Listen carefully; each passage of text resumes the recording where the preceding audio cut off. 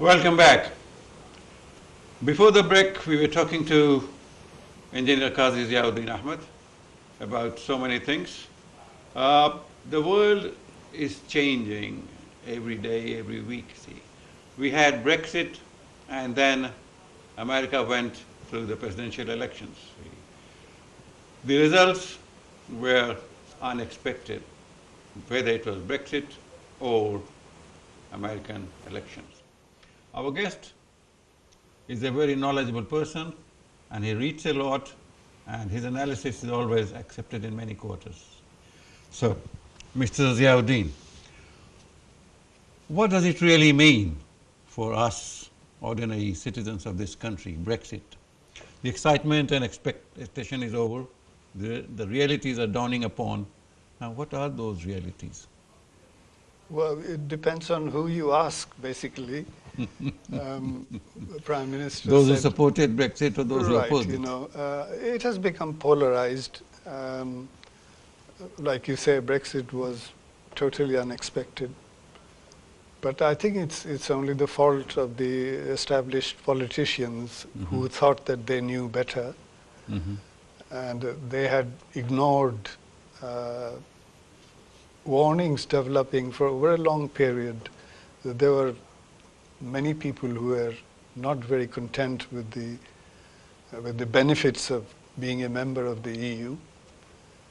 Benefits were not evenly distributed. They had a genuine reason, which subsequently led to this Brexit. But also equally, those who want to portray the virtues of remaining in, both sides were exaggerating, right, as we know now.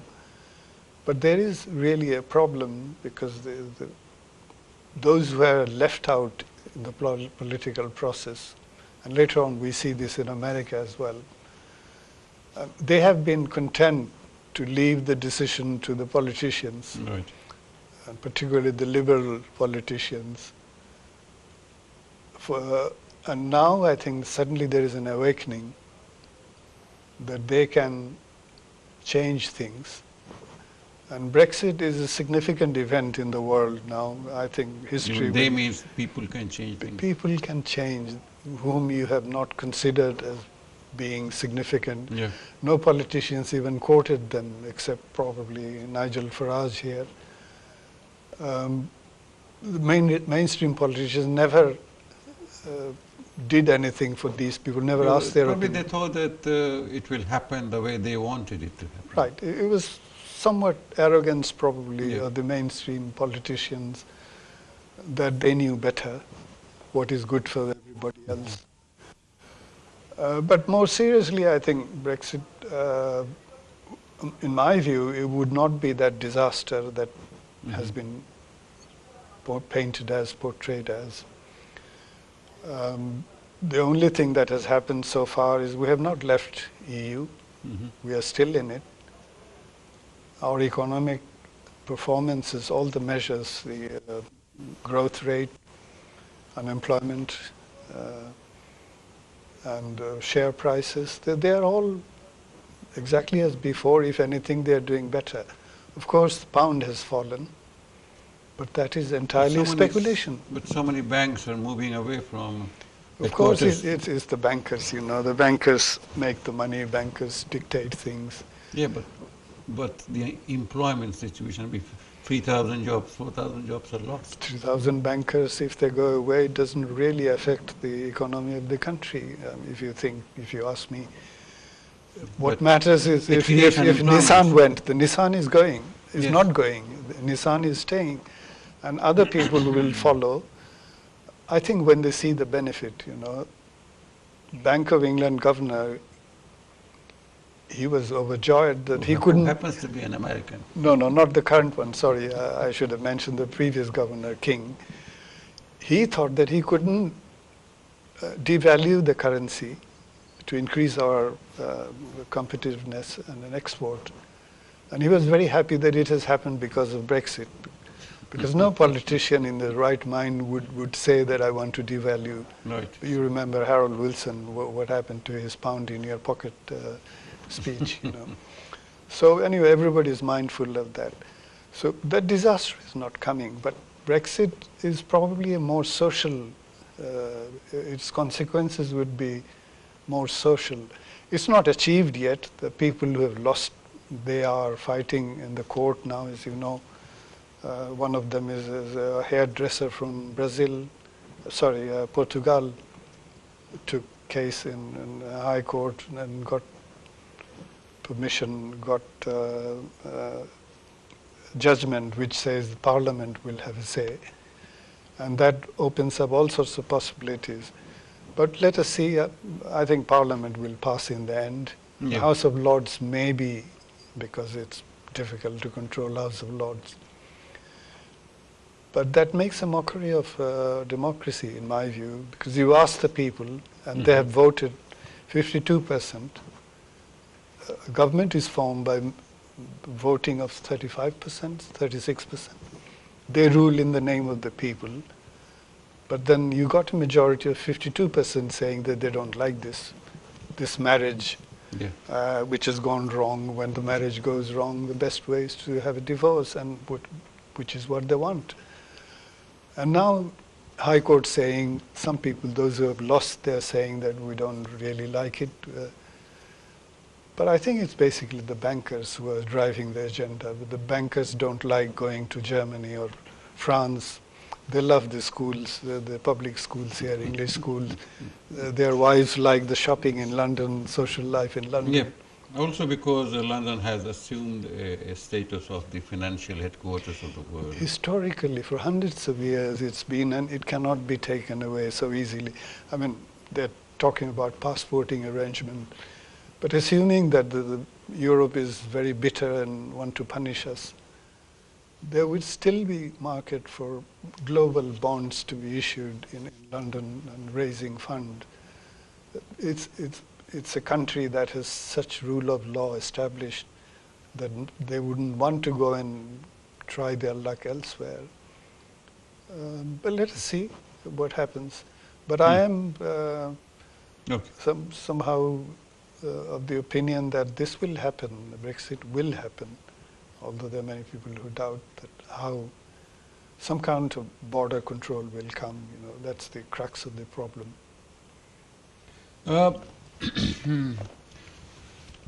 I'm sure that you have seen that the Calais camps were closed, see, and the inmates, so-called asylum seekers, have been moved away. Calais is our border, see.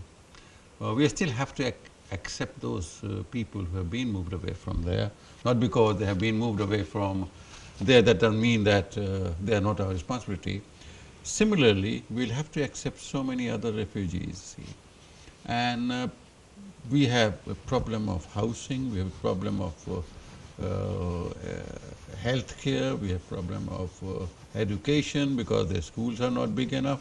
So all this is, don't you think, is going to take some sort of impact on our system, on our economy? Well, you put your finger on the main cause of Brexit. You know, that anxiety has played on the minds of people who saw in front of their eyes exactly same problems. Yeah.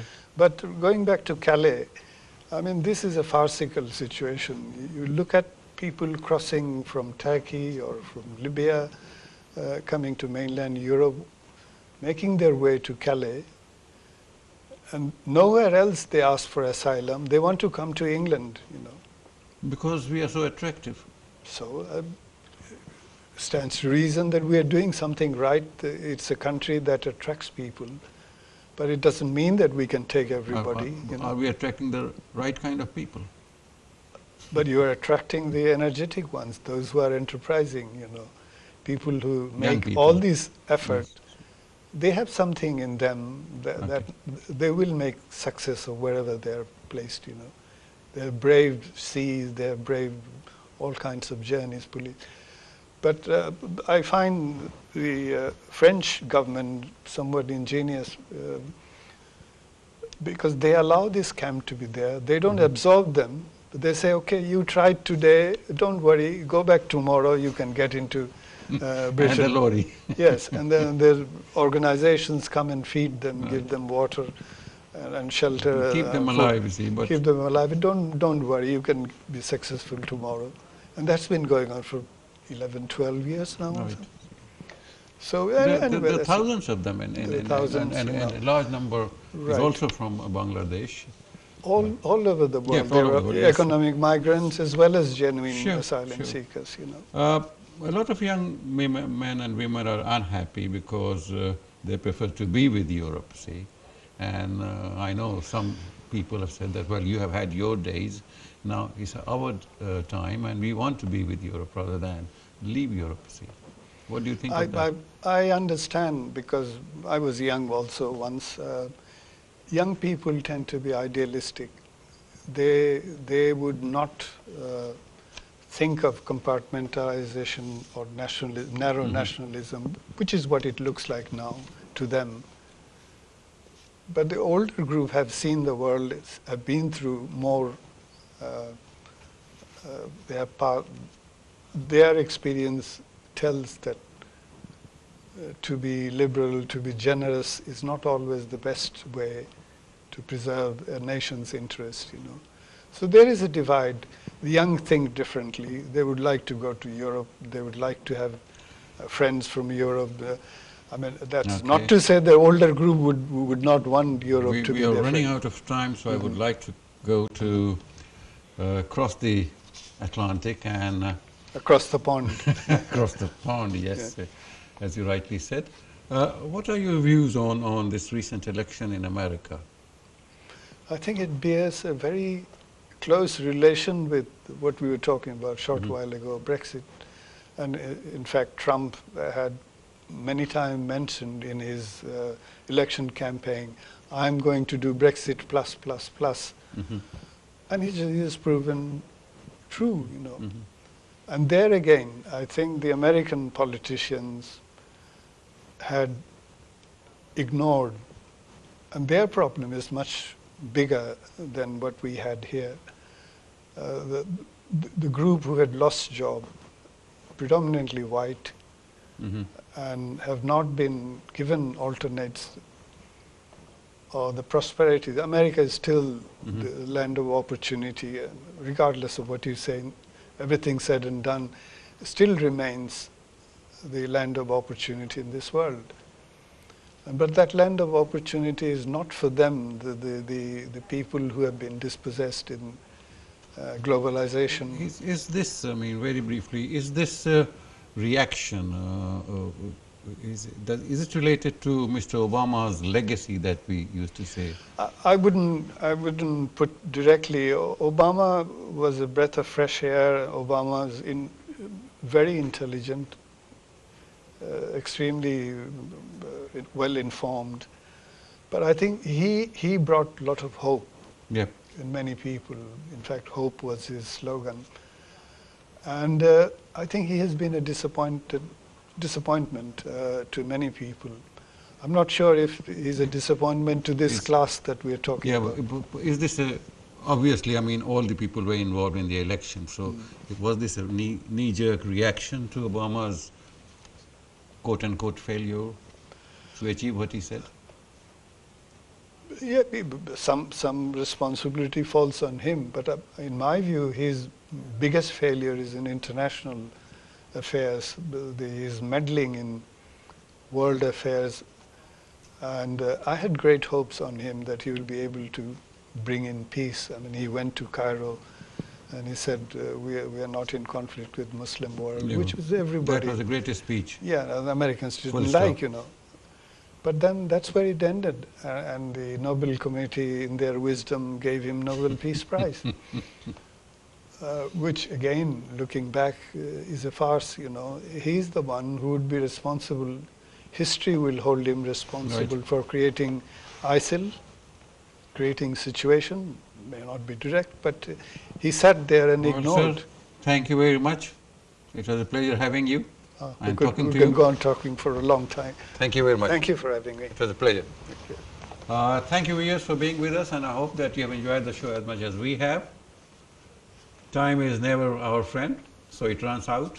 And until next week, we meet again. Don't forget to vote. Go to your website, go to our website, And don't forget to vote NTV as the best Asian channel. Thank you very much. Bye for now.